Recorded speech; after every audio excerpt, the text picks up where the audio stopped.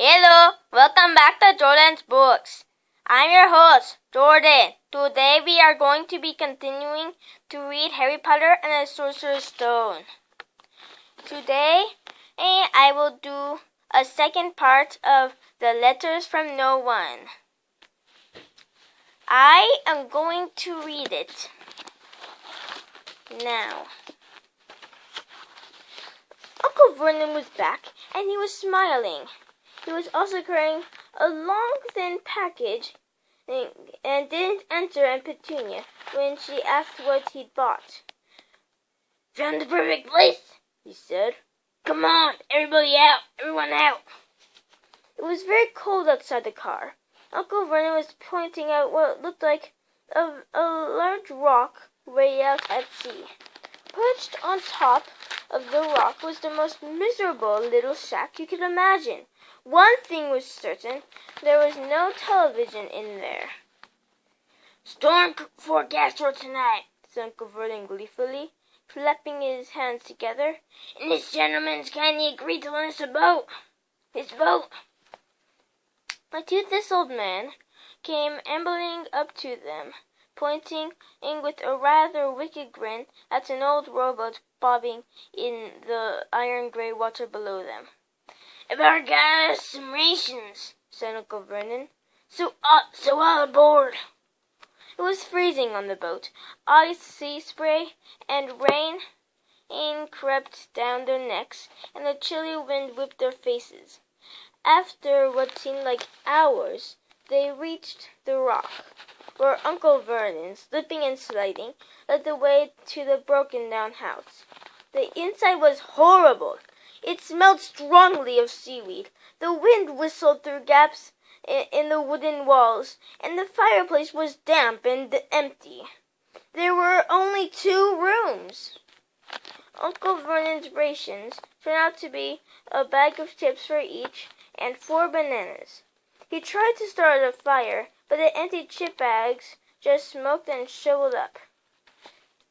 Could do with some of those letters now, eh?" he said cheerfully. He was in a very good mood. Obviously, he thought nobody stood a chance of reaching them here in a storm to deliver mail. Harry privately agreed, though the thought didn't cheer him up at all. As night fell, the promised storm blew up around them. Spray from the high waves splattered the walls of the hut, and a fierce wind rattled the filthy windows. Aunt Petunia found a few moldy blankets, in the second room and made up a bed for Dudley on a moth-eaten sofa. She and Uncle Vernon went off to a lumpy bed next door, and Harry was left to find the softest bit of floor he could and to curl up under the thinnest, most ragged blanket. The storm raged more and more ferociously as the night went on. Harry couldn't sleep. He shivered and turned over, trying to get comfortable, his stomach rumbling with hunger. Dudley's snores were drowned by the low rolls of thunder that had started near midnight. The lighted dial of Dudley's watch, which was dangling over the edge of the sofa on his fat wrist, told Harry he'd be 11 in 10 minutes' time. Awesome! That's more time than I have to become 11.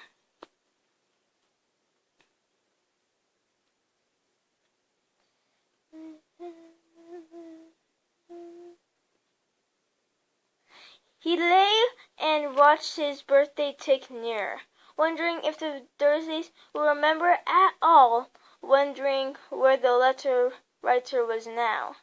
5 minutes to go. Harry heard some thing creak outside.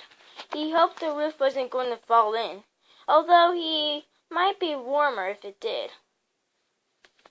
Nice. 4 minutes to go.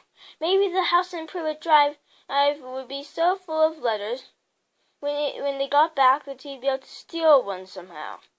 3 minutes to go. Was that the sea slapping hard on the rock like that? And 2 minutes ago.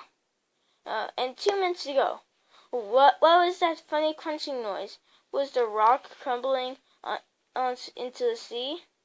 1 minute ago and he be 11. 30 seconds. 20. 10. 9. Maybe he'd wake Dudley up just to annoy him. 3, 2, 1, 0! Boom! The whole shack shivered and Harry sat bolt upright, staring at the door. Someone was outside, knocking to come in. Sorry, I just have to stop there, because this is the end of the chapter. I'll put on the first part of chapter 4, or maybe the whole thing of chapter 4 next time. Good day to you. Goodbye.